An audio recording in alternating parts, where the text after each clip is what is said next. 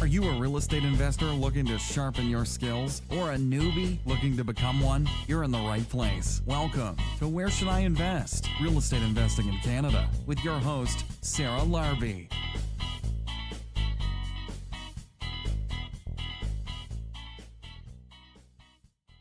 Today I have Avery Swartz with us. Avery, welcome to the show. How are you?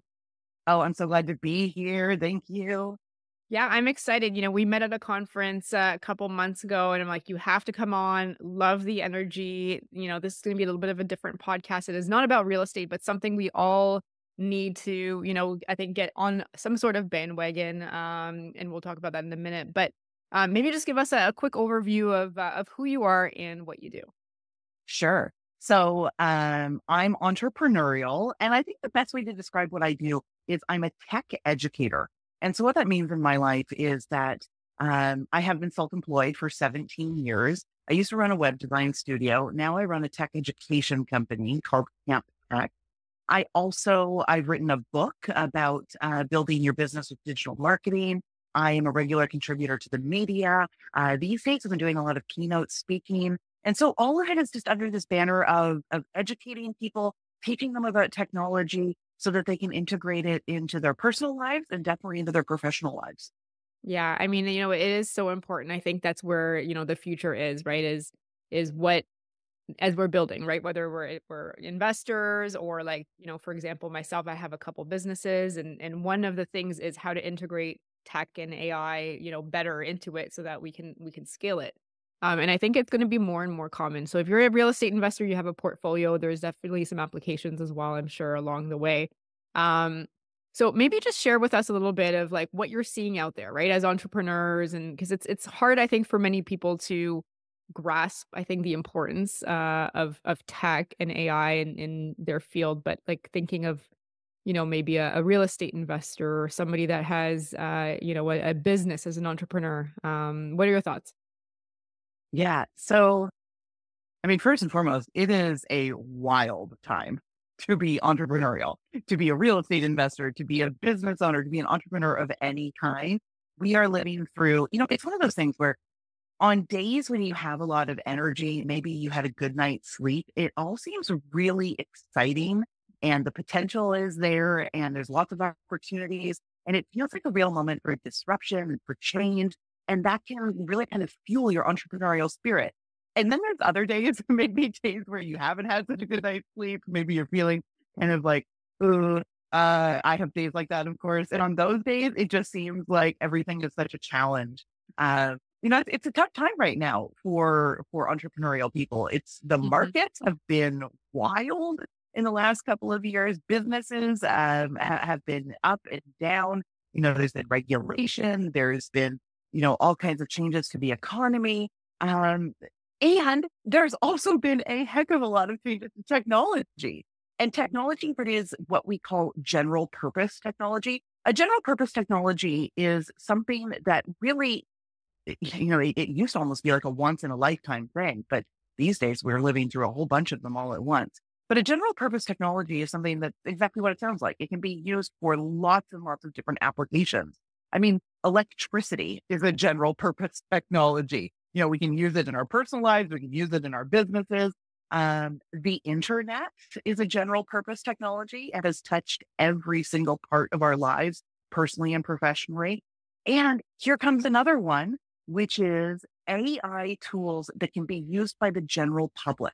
Artificial intelligence has been around since the 1950s. The concept of AI is not new, but it hasn't been easy for those of us that are not technical people to Right. use AI. You used to be, it's only for computer scientists or people that are, hackers. So now we're really at this moment where AI is becoming a general purpose technology. And again, on the days when I have a lot of energy and I feel excited, I'm quite bullish on the potential for AI, but I'm also very concerned about some of its ethical implications. I think a lot of people are a bit afraid of it, and I think that fear is absolutely founded and reasonable, and probably worth having a little bit of fear and trepidation. So, kind of trying to figure out where it fits without being too risky, I think is really the question. Yeah, that is interesting. When I originally started thinking of AI, it hasn't even been that long. Like I think it's when ChatGPT came out and we're like, oh, and I think a lot of people maybe realized that there was other things that, was not just the internet and it was more than, there's definitely a lot. It's just changing so much, but ChatGPT I think is the one thing that started opening my eyes. And then I started using a program called beautiful.ai, which like can like create some PowerPoints. But I like that you said there's opportunities and there's things that like everybody could use. What are some examples of, what you're seeing out there that, could be, a good tool for anybody listening to this?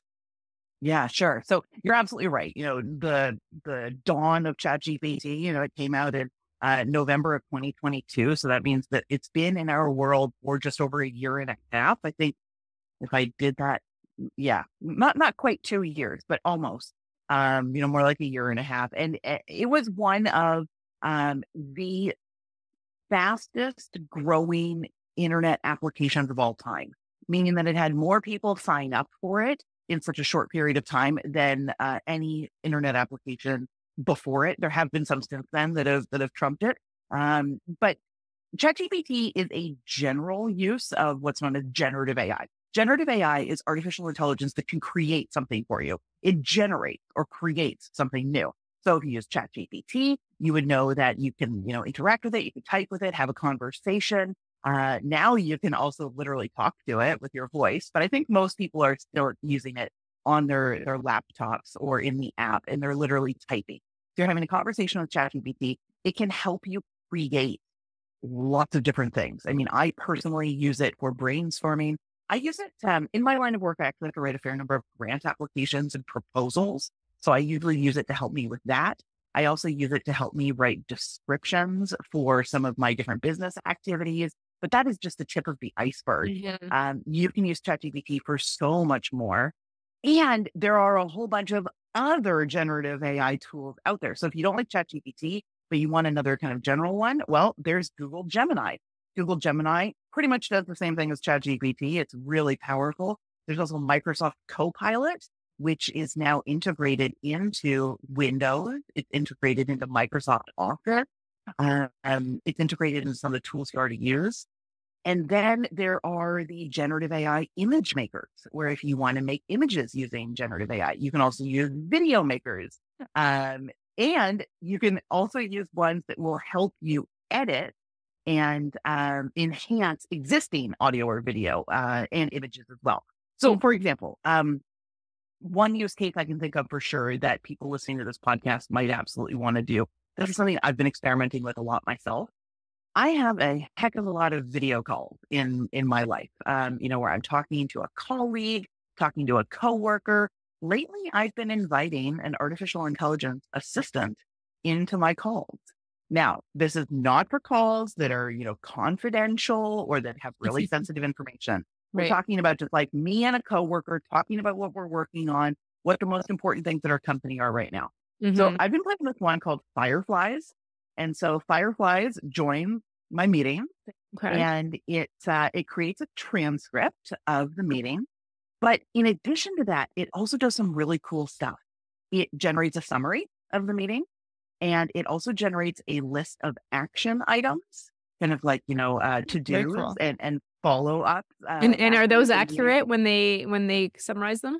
Okay. It really is. I find it's quite accurate. And that's why I like Fireflies. I actually tried another one and it was not accurate at all. It was almost comical with how wrong it was. But Fireflies seems to get it pretty well. It also does something that I think some people are going to find really, really creepy, but some people would find really helpful. It does a sentiment analysis of the call. It will literally tell me both who spoke the most. Like it'll say like, oh, Avery spoke for 57% of the call and Sarah spoke for 43% of the call or something like that. And it will also give me a sentiment analysis of how each person sounded. If they sounded positive, negative, if they sounded concerned. Like it's a bit creepy, but also that's really helpful.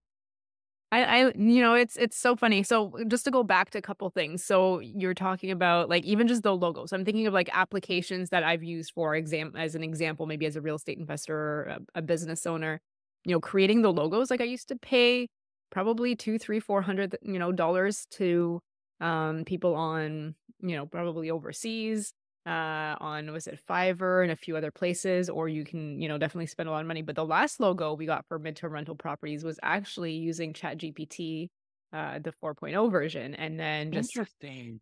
taking it and then sending it to our VAs and say, just tweak it. Cause for whatever reason, there were like spelling mistakes and stuff. I don't know if they do that on purpose. Yep. But that's how our logo got created. And then, my Airbnb listing, like the last property I put up, I literally did it through ChatGPT. I'm like, give me, the 10 attractions in the area. And that became part of my description. Like there's so many things you can Yeah. do. And I'm like, I used to hire people for, $20, $25 an hour or whatever it was to be doing this stuff. Now it does it for us. And even just something like, can you make this paragraph shorter or better or more concise or clear? Like it actually is pretty smart. And there's some tweaking, obviously. You can't just, expect that it's 100%, but it's like 98%, like pretty good. Yeah, it's pretty wild how it can kind of supercharge your work that way. I like to think of ChatGPT and other artificial intelligence tools as a coworker. It's somebody Mhm. that I work alongside. A few notes. Number one, like using it to create a logo, totally, totally fine. It's a great way to kind of brainstorm, to get some ideas going. One caveat there is that in Canada, our copyright laws have not caught up to generative AI yet, but basically they're working on it. Mhm. There's an AI Act coming in Canada, but in America, the Copyright Office has ruled that anything created with generative AI cannot be trademarked or copywritten. Interesting. Or sorry, not copywritten. You know what I mean? Like you can't have copyright protection for anything created with generative AI. At least not right now. So if you made a logo using a generative AI tool, and then later you wanted to go and register the trademark for that graphic mark for that logo, Yeah. you may potentially run into some hurdles there, some bumps. Yeah. Interesting. So Okay. that's a little like note that Yeah, yeah. copyright in Mhm. AI is one of those things like it's still kind of a gray area. Um, and then like you said, yes, absolutely. Writing some content for for Airbnb, helping you to summarize things, helping to rephrase if you have a bit of writing and you wanted it to sound a little bit zippier, maybe a little bit more enticing, or maybe you wanted it to be rephrased for a different type of audience. You could take something that's a very kind of bland sounding marketing listing for, a property, but you want it to sound really zippy and attractive Mhm. for first Mhm. time home buyers, like asking ChatGPT to help you rephrase in that way. Yeah. The only thing I will say is make sure you double check everything that it creates, because it can sometimes it can have errors in its creation. So you want to make sure that anything that sounds like a fact is Mm. double checked, because there's this concept called AI hallucinations, and I can explain what that means if you want. But it just means that Mhm. anything that it creates can be potentially factually inaccurate. Okay. Huh. So in your line of work, like we talked about, the one where it's summarizing, is it so you said Firefly? Fireflies is the one that I've been experimenting with these days on bringing it into my video calls Mhm. and then writing the transcription and the summary and then the action items of a meeting. Does a Very really great cool. job. What other types of AI are you utilizing and for what applications?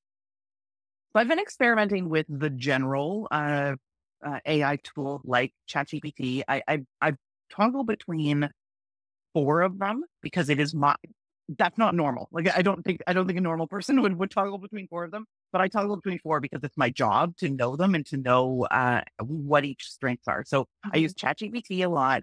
I use Google Gemini. I use Microsoft Copilot, and then I use this one called Claude. Claude is made by a company called Anthropic, which is a company that was made up of a number of employees that left OpenAI, that company that makes Mhm. ChatGPT, and they made their own company called Anthropic. And so their chatbot is called Claude. But the thing is, like, it's technically not available in Canada. I have to change my address on the internet. I use a VPN software Yeah. to change my address. I'm coming from America to use Claude, but Interesting. I actually love the way that Claude writes. I think Claude is a little bit more writerly. It's a little bit more eloquent. Where ChatGPT sounds like it's like telling dad jokes. So is Like it, it can be kind of clunky. that's funny. So is it Claude, like Claud? Is that how you spell it? Or is Yeah, there, yeah. Like the French name, like Claude or Claude. Like I just say Claude. Yeah, no, perfect. So And then change your VPN and then you'll be able to yeah, utilize it. and I mean, then as people long can as it's write coming like from America. blog posts, a book, like you can do so much, right? I mean, content Mhm. creation. I think branding and marketing is so important for anybody that's Yeah, doing anything to get out there, yeah. right? So, like what about like videos and like enhancing Mm. pictures and or like creating a reel? Like I'm personally not good at, if people that know me, I'm not good at like putting videos together, chopping them, cropping them. But it can be very costly if you hire somebody to do it. Is there something Yes, and found it's that it's timely very for time consuming? sure. So I would say anybody that likes to experiment with visual content creation, you're probably already familiar with a tool called Canva. Mhm. Canva is a graphic design tool. Canva has also been investing heavily in generative AI. So I would say go and check Canva because literally just relatively recently, they announced a whole bunch of new tools inside of Canva. They're pretty cool for generative AI. And then if you want to specifically do things such as editing the video or making a really enticing reel or a TikTok even. Um, if you have some source content, such as maybe even like this conversation we're having Mhm. right now, my two favorite tools for video, one is called Opus Clip and the other one is called Munch. Like munching on your sandwich or something. And they both pretty much do the exact same thing. They take an existing video and then they slice it and dice it. You can ask it to either be in horizontal or in vertical format. And if you're going to be posting on Instagram or Right. TikTok, you probably want vertical format. Mhm. And it'll kind of make your cuts for you. But first, it analyzes the video that you upload. So let's say you could upload like a 20-minute, a presentation that you gave at a real estate investing conference or something. It will analyze it for the moments that it thinks are the most enticing, the most juicy, the most shareable, the most kind of bite-sized and digestible. And it will make shortcuts of those moments, put them together for you. And get this, it will even try and start to draft the caption for your social media post Oh, to go very along cool. with it. Like, again, you And don't that's necessarily want hundreds to of just dollars copy saved paste. right there. Yeah. Now, is it Yeah. free? Are those applications free or is there a cost? Both of those, Opus Clip and Munch, are what is not like a freemium model where you can use them for free, but it's going to have some limitations. So either you're not going to be able to use all of the tools or you're going to have it'll be watermarked. It'll say Opus Clip or Munch on it. And I can pretty much guarantee that if you go and experiment with the free version of those tools, you're probably going to want to then sign up to Mhm. get the premium version, which is a monthly fee. But when we're talking about monthly fees for these tools, I have yet to see an AI tool that has a monthly fee that's over like $50 a month. Yeah, Most of like I them are think below that. Canva is like Like, $20 that we yeah, spent on Canva, and I mean, I don't know the other ones, but I mean, it doesn't seem like even ChatGPT was, I think it was what, 19, 20. I It's think it was, 20 yeah, US. 20, Yeah, which yeah, is worth it. I mean, look, there's I right? mean, the free version. I think the 3.5 is free, and then you can upgrade, and then you get the pictures and like, different Yeah, things. And then I think it's updated to real time as well, right? The 4.0 yeah, version. yeah, yeah. So, in the grand scheme of things, I mean, maybe paying an annual fee for one of these tools isn't exactly pocket change, but when you compare it to the price of, that efficiency, um, that's when it becomes such a great investment. Mhm. Yeah, no, absolutely. Well, and if you think about it, that's people that you don't have to hire now because you've got, like you said, somebody that I mean, I'm not saying we should be replacing jobs, but ultimately we all, as entrepreneurs have to look and figure out what the best, most efficient way to be Yep. profitable and grow. And sometimes it is trying to figure out how to utilize and, better, find the AI that we need to do Yeah. what we need. But I think it could save a ton of money, but I think it can create a ton of money, right? Because, now if you Absolutely. have content that you can create and share and, down the road you have a course or something that you want to, I mean, you wrote a book, right? So like just, Yeah. that could be something for a lot of real estate investors that are looking to get out there more and content create. And it's tough because, like you said, it takes a long time to do it manually. Yes, it does. It absolutely does. And, I don't love the idea of AI just immediately replacing a whole bunch of people, but what I love is AI replacing the menial tasks that a Mm, lot of people do. Because imagine if you could free up it's estimated that people that really get to know how to use generative AI tools can really see between 25 and 35% of their productivity of their time increase. So what if you could just imagine what else you could do if mhm, 25 to 35% of your time was just outsourced to a mhm, robot that can do it in just fine sort of output. And then think of, the cost savings, the time savings, then, maybe you can still hire other people, but they can be doing other stuff for you.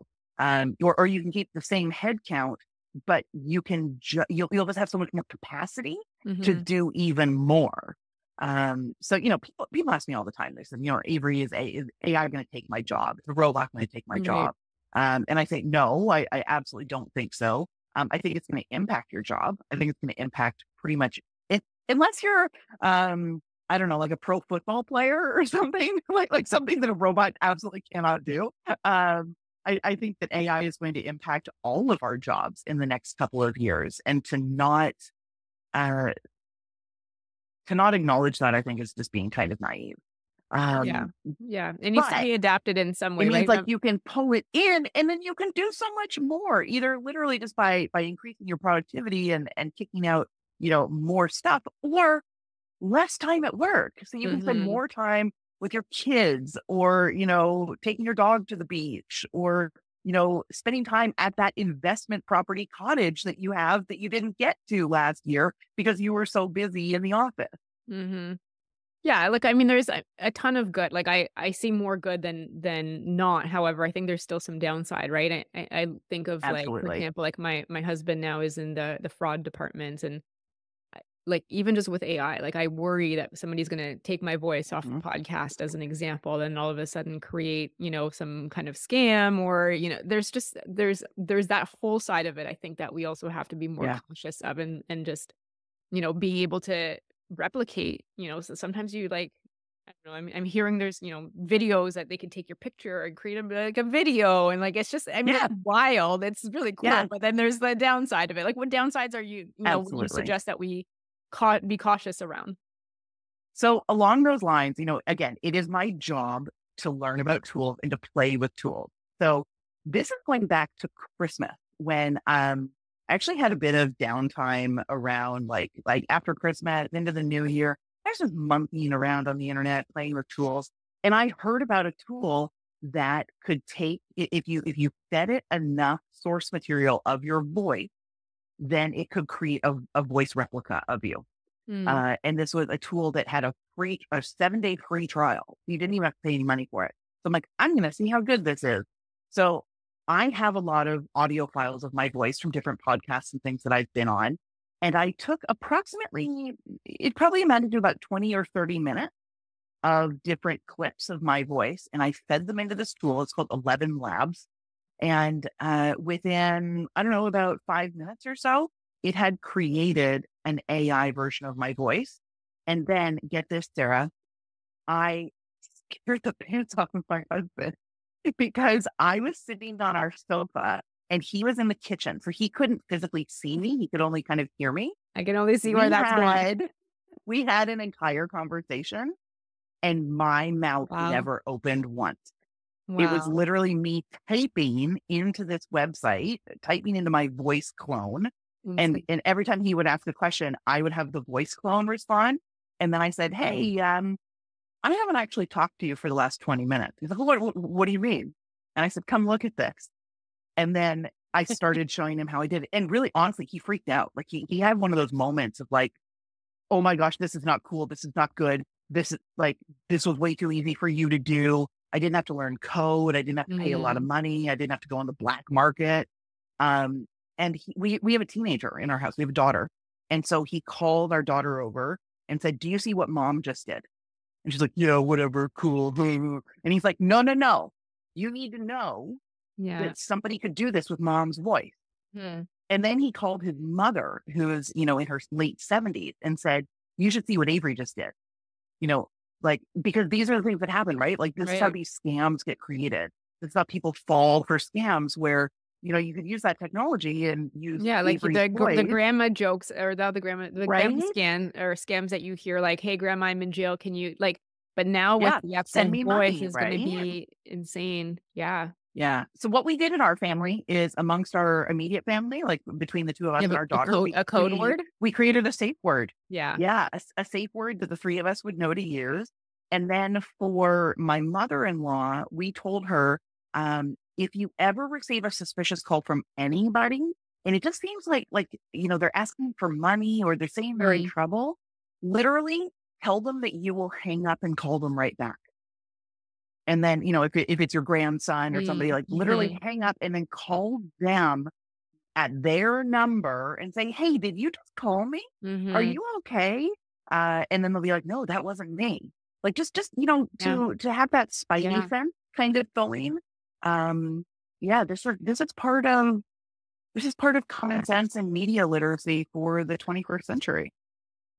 Yeah. And I think it'll get better in the sense that there'll be more options, but it'll get worse, I think, in the, the refinement of these scammers. Unfortunately, with the good comes the bad. And it's just about figuring out ways to stay safe and, like code words, I'm sure, or an example. I'm assuming as things progress, there'll be, different ways to hopefully, avoid these types of things. But it's, there's definitely downside. I think, like some jobs down the road, I think will be affected. But, what are your thoughts on that? Like, what are some things that people can do to, try to ensure that they grow with the AI and they don't get replaced by the AI? Yeah. I mean, it's education, right? Like, and I know that I say that as an educator. So that, of course, that's the answer I'm going to go to. But I would say, like, learn some really basic AI foundational skills, AI fundamentals. There are all kinds of free online courses from very reputable, like Google has an intro to AI. Microsoft has an intro to AI. LinkedIn Learning has a lot of really good tools. And you may be able to access LinkedIn Learning even through your local library. Go, like, you don't need to spend a lot of money to learn the basics of AI. There's all kinds of foundational and fundamental training out there that's available for free. And then beyond that, I would say use it. Actually, because when you first use a tool like ChatGPT, there's no onboarding, there's no best practices, there's no user manual for using it. You just start. And when you first use it, it's probably going to stink. It's not going to do what you think it's going to do. So just experiment with it. Don't give it any confidential information. Don't tell it any trade secrets or anything like that, but just get in the habit of interacting with it, seeing what it's good at, because interestingly, you probably will not instinctively know what it is good at and what it is not. It's quite good at doing creative writing. It's very bad at math, which is kind of the opposite of what you would think. You think, it's a robot, like so it'd be good at math, but it's not. It was trained on language. So it is very good at creating language. It actually, like a very simple math question, it will probably get it wrong. So just kind of learning what it can and cannot do, and then talk to other people. Say, how are you using it? How are you using it? Oh, I tried it, in this way, and just keep on keeping up as best as you can. Yeah, for sure. Now you mentioned that you wrote a book, you speak. Do you have, like, for somebody that wants to work with you, like, what are the offerings, and how could they potentially do that?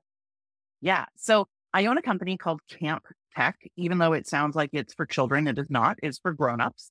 And so Camp Tech does a number of workshop programs. So we have ones that are just really short, like an hour and a half. You can learn a quick skill online.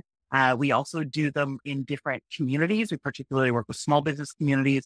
We've been doing more in the North as well. Um, so that is one way that you can kind of work with my company. If you're somebody that's putting on a conference or something, you can invite me to come and speak at your conference. So that's all done through my website, which is averyswartz.com. And that's where you can learn more about me and my speaking. And that's pretty much like what I've got going on these days. Like running my company takes up a fair bit of my time. I'm also a contributor to the media, which is something that I like to do. Just because honestly, it's just really fun. I go on TV about once every 3 to 5 weeks, and talk about kind of the latest stuff that's happening in tech. So you can, watch my videos, you can see me on television. You can buy my book. It is a good book, but I will say that it was written, I can't believe this, it was 4 years ago. And things change so quickly, right? Right. The fundamentals of my book are still extremely valid. And most of the tech advice that I give in my book is still cool. Like there's certain stuff, like I think in there it says that like a Microsoft Office subscription costs $12. Like all of that is totally out of date now. Right. The fundamentals are still the same, but it's getting close to the point where I'm like, maybe I need to do a revised edition. So here's the question: Would you starting to use need it. AI? Would you use AI to help you write the revised edition? Right now, okay, the short answer is yes and no. So Okay. yes, I would absolutely use AI. And I've been thinking about writing a new book on a different subject, and I would use AI to help me, but I would only use it to help me. And I would use it in very specific ways. I would use it to help me brainstorm. I would use it to help me. One of the things I like to do with it is get it to be a bit of a devil's advocate, or to kind of push back on some of my ideas, and do a bit of like a role play of like, hey, challenge me on this. Mm-hmm. Tell me where the holes are in my argument. So I would do things like Cool. that, Yeah. but I would not actually use any of the words that it creates in the book. And frankly, it's because of that copyright issue. Mm-hmm. I'd be very concerned then about the copyright of the book itself. So as a writer, as somebody that does this professionally and will continue to write, I do use ChatGPT. I just don't let it go wild with all of the writing. I use it like an editor. I use it as a brainstorming partner. I use it, like I said, to rephrase things, to make me consider different points of view. That's another thing you can do with ChatGPT. And I'm thinking, if you're a real estate investor, you could almost kind of talk things out with it. And you could do this if you were using the app. You could literally talk to it and it would talk back, or you can do it by, typing in on your laptop. But say you were considering investing in a piece of real estate in an up and coming neighborhood. You could ask it to, debate with you whether or not that's a good idea. Mm-hmm. You could ask it, what does it know about that neighborhood? What does it know about the trend? What does it know about what could potentially, be of interest? And it might unearth something that you didn't even think of, because it can play the role of different kind of like different types of people that you might not have considered. So if you're like, oh, I know that this new area might be really interesting to investors that want to potentially rent to young couples. But well, did you consider X, Y, and Z of what might appeal to young couples and what might not? So, it just kind of like gets you out of those assumptions that we're also locked into. Yeah, no, I love all those ideas. I mean, like we've used it a little bit, obviously, for just testing it out, right? Like just what's the walk score? What's the closest, Hmm. hospital? Like what, like the trends are a great idea. And sometimes I even just use it for my company too, just to see like the competition and, the stats of Yeah, certain things. And, I think there's so many, absolutely. I think it's like our what we can think of is probably limited, but there's tons more. And I think, it sounds like you have a lot of great experience and some fun courses. So I would just say, somebody listening, where is the best place to reach out to you if they do want more information, potentially to work with you, or to, maybe learn about your next keynote and where to go? Where would that be? Yeah. So I cannot believe I'm about to say this. The maybe 2018 version of myself is rolling her eyes hard, but these days I'm actually fairly active on LinkedIn. For the longest time, I thought LinkedIn was so dorky and that it was boring and stiff. Um, but the platform itself has changed a fair bit. And lately I've been on it. I've been, really putting in the time. And one of my favorite things to do on LinkedIn, in addition to talking about my work, is having these kind of open conversations, asking people about where they're using AI, where it's showing up in their day. It's also where we talk about some of the ethical complications around AI and again, like if people feel like they're not sure they trust it, if they feel like it's risky, that's where I'm having a lot of conversations about those things as well. So I would say, you can also follow me on Instagram. On Instagram is where I'm talking about my life, but or my professional life, but it's also where I like post pictures of, my flower garden and things like that. So on LinkedIn, so is it your name and then Instagram, it's also your name? Yes. I'm Avery Swartz everywhere. Like I kind of own that name on the internet. I think there's one other person named Avery Swartz who lives in Tennessee. And to that person, I say, I'm sorry, because I have that name locked up online. So you look for Avery Swartz. If you look for Camp Tech is the name of the company. I'm sure you will find it. I've spent about 15 years going pretty hard on SEO. So you will find me if you Google me.